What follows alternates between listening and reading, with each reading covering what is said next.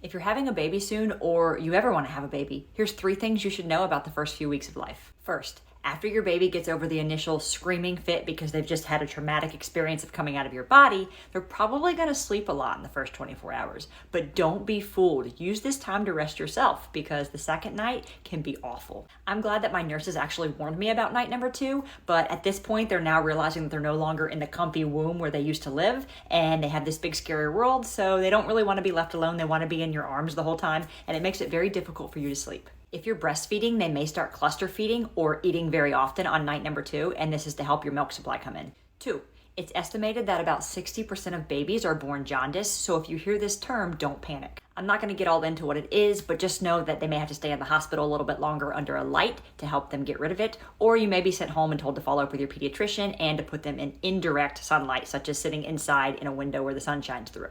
And 3, babies are born sometimes with their circadian rhythm not yet established, so they have their days and nights mixed up. They don't know when they're supposed to stay awake for longer periods and when they're supposed to sleep longer stretches. So it's up to you to help them figure this out. But this can take anywhere from a few weeks to a few months, so don't be upset with them. To help them figure it out though, keep your nights quiet and activity level low so they learn this is when I'm supposed to sleep longer. And during the day, feel free to be loud and let them sleep in the light.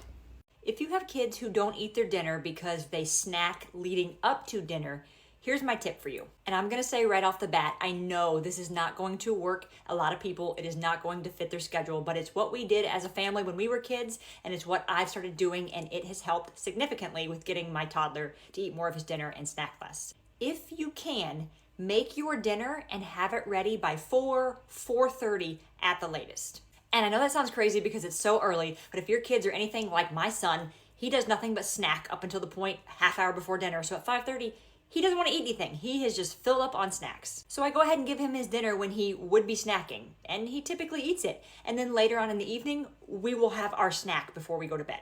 Now the kitchen's clean. We can spend all evening playing outside and having fun. Yes, some nights you may have to eat without your spouse. You win some, you lose some, or you can just wait. You can just feed your toddler and you can wait to eat your meal with your spouse when they get home. We did this as kids. All of my friends used to tease us and be like, why do you eat dinner so early? But guess what? All of us siblings sat down at the table and ate our dinner without any problem from what I can recall. I loved it because when I got home from school, I was so hungry and so excited to have dinner. So give it a try and see if it works. Here's how I got my almost 3-year-old to start falling asleep on his own and not needing me to lay next to him. Now, I will say that his age definitely helps with the understanding of what I'm about to tell you, but you can still give it a try if they're younger. So first, get them some sort of stuffed animal that's new to them or they haven't seen in a while, so technically it's new to them, and tell them that this is their friend that they're going to snuggle to bed from now on. They may need a nightlight if they're scared. We got this cute little guy. And then I told him, I need you to stay in your bed. Mommy's not going to snuggle you, but you can talk to your stuffed animals as long as you'd like. I will come and check on you. And I walked out of the room. And then I set a timer. You can do for whatever you want. The first time I did 2 minutes, and then I went back in and checked on him, and I just said, I'm just checking on you. I love you. I'll come check on you again. And I left. And then I did a 3-minute timer, and I went back in, and then I did a 5-minute timer, and so on and so forth. And by the 3rd timer, he was out. Some days he falls asleep really fast, and some days it takes a little longer and a little more of me coming in sooner to check on him. But regardless of how long it takes, he's finally falling asleep on his own. We've been using this for nap times, and we're starting to implement it for bedtime too. I would recommend, if they're still taking naps, you just start with one thing at a time. Don't try to do both. And once they get the hang of the nap time, then you can try to move to the bedtime, which is a little bit more challenging. What is the most effective thing you can do for your toddlers when they're having a tantrum? It took me a couple years to learn this, and I feel like I've tried it all. Talking to them, reasoning with them, offering hugs, trying to de-escalate the situation, and none of it ever seemed to work. It always seemed to make it worse. So after a while, I learned the best method is to do nothing. Take them to a safe space. If they're throwing or they're flailing their body, I'll take my son to his bed and just set him on his bed and sit next to him and just wait, say nothing. And then when he starts to calm down, I'll say, would you like a hug or would you like to take a deep breath? I'll offer him something. And if he continues being mad, I just let him be mad again until he calms down again. And something crazy happened the other day. We were sitting on his bed while he was, losing it. And after about 30 seconds, he was like, I would like to take deep breaths now. I was like, okay, perfect. Let's take deep breaths. And another important thing you can do is model the behavior you want them to show. So when I get frustrated, I catch myself. Of course, we all want to yell, but I'll stop myself and I'll, do a little foot stomp and be like, oh, I'm so frustrated. And I model that to him so he can see how he can act when he's frustrated. And he's really picked up on this now. When he hears me do a big sigh or take a deep breath, he'll be like, Mommy, why are you frustrated? So he's learned when I'm taking deep breaths, it's probably because I'm mad about something. Here's how you get your kids to do something without nagging or yelling at them constantly. Now, my son is a toddler, so what I want him to do is gonna look a lot different than what you would want an older kid to do. So for instance, for a younger kid, that might look something like, hey, can you please put your bib or your bowl in the sink? Versus for an older kid, it may be like, hey, can you please clean your room? But what you're gonna do is you're gonna ask them one time and you're gonna make sure they heard you, hey, can you please do, X, XYZ, whatever your list is or your one thing is. And that's it. You don't repeat it, you don't nag, you don't yell. And then when they come to you and they want something like, hey mom, can I go outside? Well, did you clean your room? Now, obviously, younger kids aren't going to get it right away that I need to do what mom asked or I'm not going to get something later because they're more in the moment type kids. But as they get older, they will learn. I need to do what mom asked or I'm not going to get something in the future. So for instance, the other day, my 3-year-old refused to put his laundry in the laundry basket when I asked him to. And there isn't really a relatable or natural consequence for this. So if they were throwing food, you take their food away. But for something like that, there isn't really much you can do in terms of a consequence. So I just chose to let it go. And then when he came back to me later on in the day and he was like, hey mommy, can I go do this or can I have this? I was like, are your clothes in your laundry basket? Nope. So he ran and put them in the laundry basket. I can't speak from a professional standpoint that it's going to work for older kids, but give it a try because it works for my toddler. One of the most effective tools I've found to stopping your toddler's unwanted behavior, and believe me, I feel like I've tried them all, is immediate action to whatever bad behavior they are exhibiting that you want to stop. And it can kind of be a nuisance because if you don't consistently do it and immediately act, they start to push the boundaries to see how much they can get away with. So even if you're in the middle of doing something and you see them do something that you do not want them to be doing, you have to stop what you're doing to go correct them immediately. My son gets one warning and that's it. I'm not going to repeat myself. So let me give you an example. When we first started going on neighborhood walks, anytime me and my son were leaving the sidewalk and crossing a street where cars were driving, I would make him hold my hand. Now, when we first started this, he did not like it at all. He would fight me, he would try and pull away, he would throw a fit, and I would say, you can hold my hand or you can get carried, or you can hold my hand and you can ride in the stroller, whatever the options were that I were offering him. And if he continued to fight me and kept trying to get out of my hand after that first warning, that's it, you're getting picked up. No more opportunities. Fast forward to now, and he is so much better. When we come to a road, he typically puts his hand up and waits for me to hold his hand. And this literally works for anything. They throw a toy, you tell them that toy stays on the ground one time. They do it again, you take the toy away for however long you want to. Just take it away immediately. It takes a lot of repetition, but especially as they get older, they start to learn, okay, mom means business. I need to listen right away. I want to share with you guys one trick that's going to make your life so much easier when it comes to getting your toddler to listen to you. And it's kind of funny that a lot of toddler parents don't realize this sooner, myself included, because it even works on adults. That one trick, whether they're off in a daze and you're trying to get them to listen to you while you ask a question, or they're just flat out ignoring you, is to whisper. For younger kids, that simple change of tone in your voice is enough to get their attention. I actually just used this right before nap time. I was trying to get my son to go down and he wanted to play with everything along the way to his bedroom. He was not listening to me trying to get the task at hand done, get in the bed. And so I started whispering his name and he was just like, what is that? What is that you're doing? And for older kids and even adults, whispering means something secret, something you probably don't want other people to hear. So you're going to listen harder now to try and hear what's being said. You can also use this technique if you sense they're starting to get upset and enter a tantrum mode, but they're not full-blown in the tantrum mode. Just whisper to them. 1, it's calming for them and for you, so it can bring them down a notch. And 2, it might snap them out of it and make them be like, oh, what's going on there? Do you want your toddlers to try new foods and actually eat it? If so, I stumbled upon a hack. Now, they will have to be probably over the age of 2, maybe closer to 2.5 for this to actually work. So the first step is finding something that interests your toddler. For instance, my son's is jumping as high as he can and doing cartwheels right now. He will do them all day long if he can. Now, whatever food you're trying to get them to eat is going to give them superpowers to enhance whatever they're trying to do. So my son walked up to the dinner table the other night. We had pot roast. He took a small bite and showed, yes, it was good, but he was about to do the, but I'm all done because I'm a toddler thing. And I was like, you know what? I bet if you eat some more of this roast, it'll make you jump super high.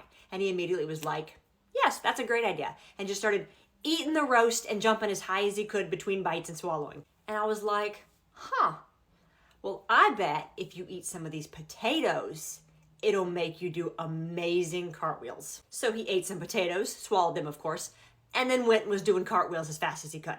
Listen, I'm not saying it's gonna work every time, but we do what we gotta do as parents to get them to eat.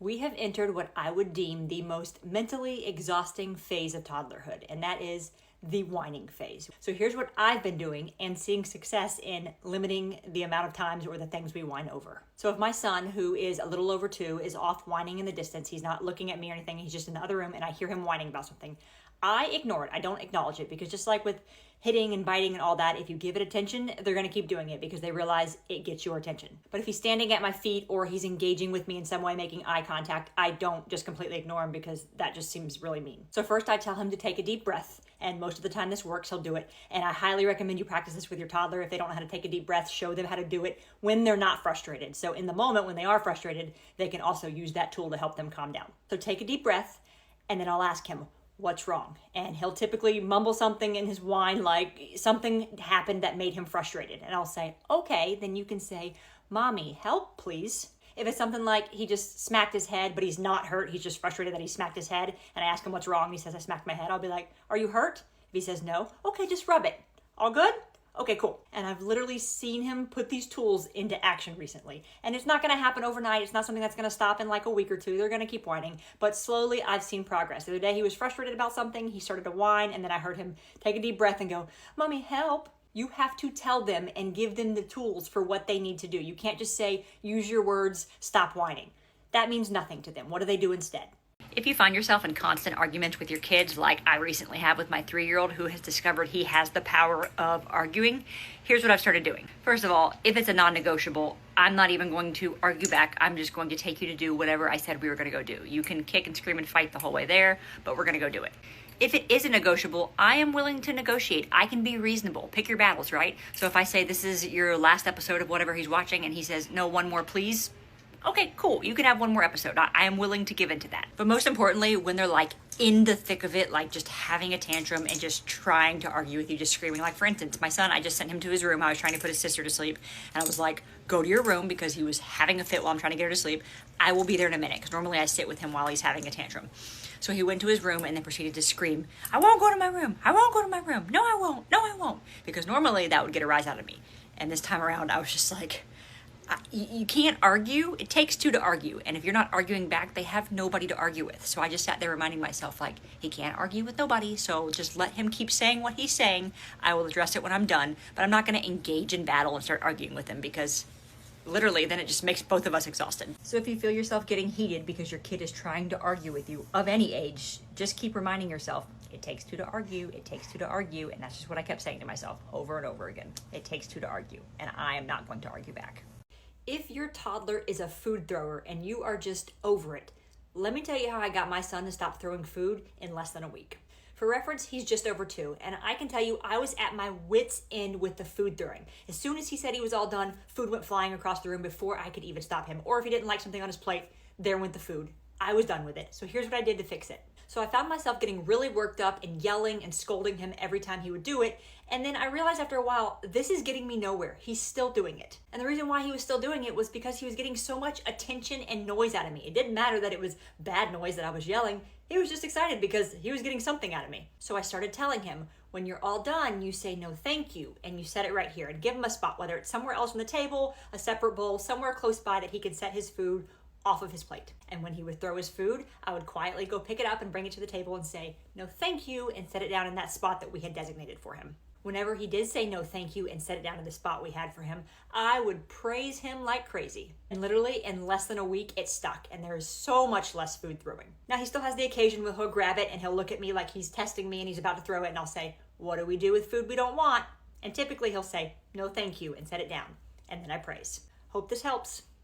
How do you keep your toddler entertained at a restaurant without the use of a tablet now that they are mobile and want to be on the go all the time? Not that I have any hate for tablets at all. If that's what you use and that's what you like, keep at it. But I'm going to show you 2 toys that we have recently got that we love, and it keeps him entertained for at least 10 minutes, sometimes even longer. Because let's be honest, if they're anything like my son, they are going to immediately throw the crayons and be like, yeah, I'm bored with this, let's move on. First thing we got were these little treasure chests, and it comes with numbers 1 through 5. Each one's a different color with a different shape and a key you have to match up to it to open it. It's a little hard for the younger kids to open, so you may have to assist them. But once you open it, it comes with something inside. So this one has a little pirate hat. One of them has a little bird. They're all different toys. But then it also has chips that correlate to the number that's on the box. And it has a hole in top for you to put the chips in, or your toddler to put the chips in. I found the variety of things you can do with this one toy. The key, the color, the chips, the toy inside.